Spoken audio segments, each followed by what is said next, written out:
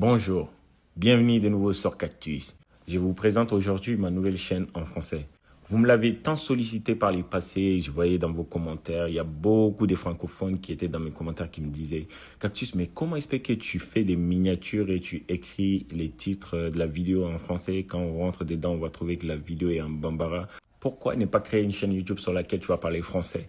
Aujourd'hui, le courage m'est venu. J'ai décidé de créer une chaîne YouTube sur laquelle je vais parler français. Je vais essayer de décrypter des actualités géopolitiques en français et sur la géopolitique, sur les sports, sur le rap, sur les faits divers et autres. Comme vous le savez, je suis un passionné de la géopolitique, un passionné de la musique, du rap, etc. Sur la chaîne principale qui est en bambara, on parle de beaucoup d'actualités sur le conflit entre l'Ukraine et la Russie, sur le conflit entre les États-Unis, l'Israël et l'Iran, sur la guerre technologique et économique entre les États-Unis et la Chine, et surtout les actualités sur le continent africain, précisément les actualités géopolitiques, politiques, etc.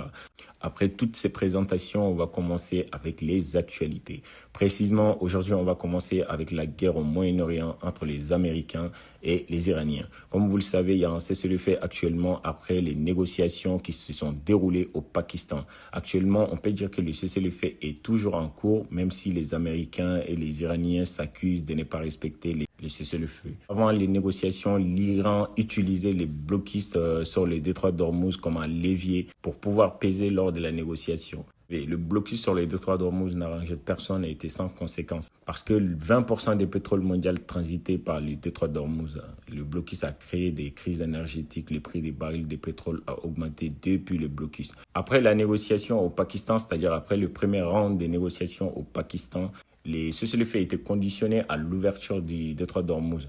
Alors, le président américain Donald Trump n'était pas satisfait de l'ouverture du détroit d'Ormuz. Il accusait les Iraniens de toujours empêcher les navires de traverser les détroits. Vous savez, les Iraniens voulaient instaurer leur contrôle sur les détroits et exiger les droits de passage sur le navire. Le président américain Donald Trump n'était pas satisfait de ces droits exigés par les Iraniens sur les navires qui transitaient depuis les détroits d'Ormuz.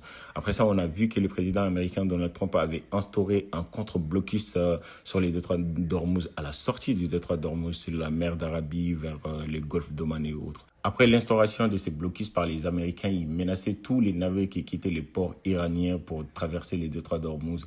Les situations restent inchangeables jusqu'à présent. Les Américains continuent avec leurs blocus sur la mer d'Arabie, ils continuent de patrouiller. Pendant ce temps-là, les Iraniens aussi, avec les gardiens de la révolution, continuent de patrouiller sur le golfe Persique, empêchant tout navire allié aux Américains, aux Israéliens de traverser les détroits d'Ormuz. La négociation était toujours sur table. Les Iraniens et les Américains n'arrivent pas à se mettre d'accord sur les termes, c'est-à-dire sur les points.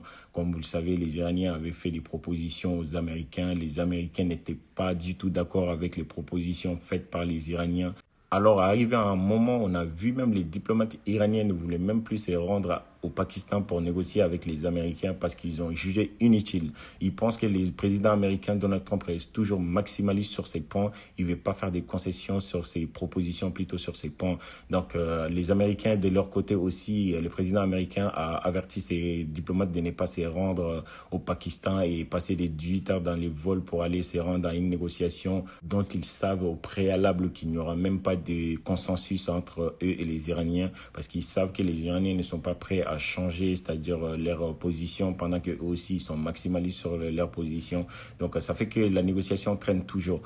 Alors, quelles sont les propositions, les dernières propositions américaines des 14 points qui ont été soumis aux Iraniens par l'intermédiaire des Pakistanais?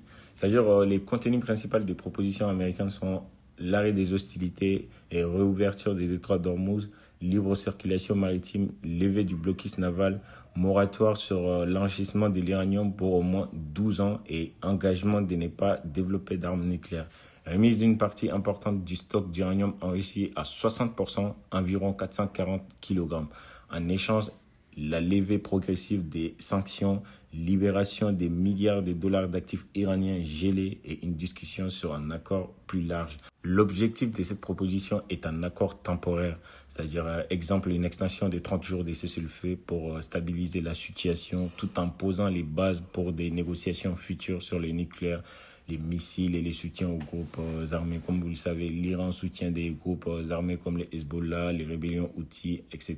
Donc actuellement, il y a eu un petit changement dans les dossiers. Le président américain a reçu, c'est-à-dire des contre-propositions iraniennes. Donc apparemment, le président américain n'a pas accepté. On va essayer d'analyser quelles sont les propositions, les nouvelles propositions iraniennes dans les dossiers de la négociation entre l'Iran et les États-Unis. Donc quelle a été aussi la réponse du président américain vis-à-vis de la proposition faite par les Iraniens?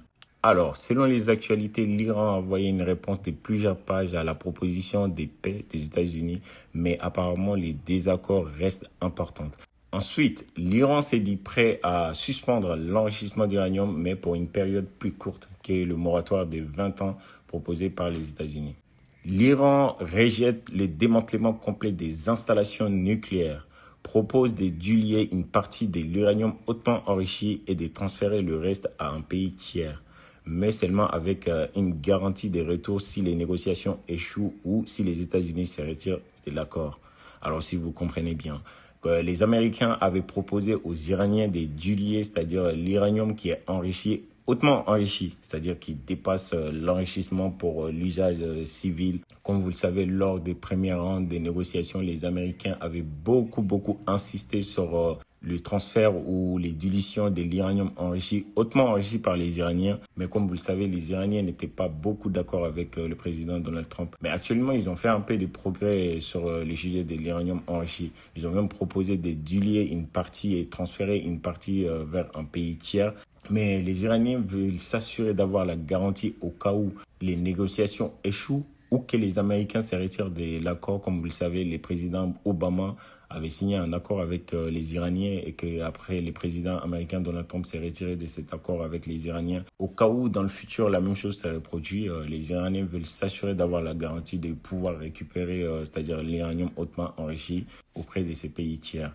On a aussi les Iraniens qui rejettent les démantèlements complets des installations nucléaires. Comme vous le savez, les Américains avaient proposé aux Iraniens de démanteler toutes les installations nucléaires. Après, on a aussi l'Iran exige également un lever complet des sanctions, le retour des fonds gelés et les maintiens de contrôle iraniens sur les détroits d'Ormuz. Aussi, les Iraniens ont insisté sur un cessez-le-feu au Liban, c'est-à-dire ils présentent comme une condition sine qua non. Les négociations se poursuivront par des échanges écrits avec les médiations du Pakistan. Du coup, ils veulent continuer les négociations par les biais du Pakistan et via une méthode écrite. Actuellement, les Américains ne veulent plus se déplacer pour rien, pendant que les Iraniens aussi considèrent que les Américains ne veulent pas faire de l'effort dans la négociation, dans le but de venir à un accord et tout. Alors, le président américain Donald Trump a répondu quoi à la réponse de l'Iran et par rapport à la proposition américaine qui avait déjà été faite aux Iraniens. Alors, le président américain Donald Trump a fait une publication sur son réseau social Truth dans laquelle il écrit « I've just read the response from Irans.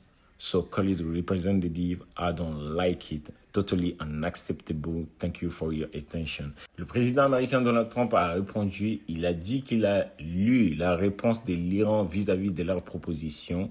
Il dit qu'il n'aime pas du tout la réponse de l'Iran, il n'apprécie pas du tout et que c'est totalement inacceptable, c'est-à-dire il ne peut pas l'accepter. Alors, si les Américains et les Iraniens n'arrivent toujours pas à trouver un accord pour mettre fin à la guerre, ça veut dire que le blocus continuera toujours sur les détroits d'Ormuz des deux côtés, côté iranien, côté américain. Les prix des barils de pétrole continuera de flamber. C'était tout pour cette vidéo. J'espère que vous avez bien compris. Si tel est le cas, n'hésitez pas, donnez-moi de la force en cliquant sur ce bouton. C'était Cactus, prenez soin de vous et à la prochaine.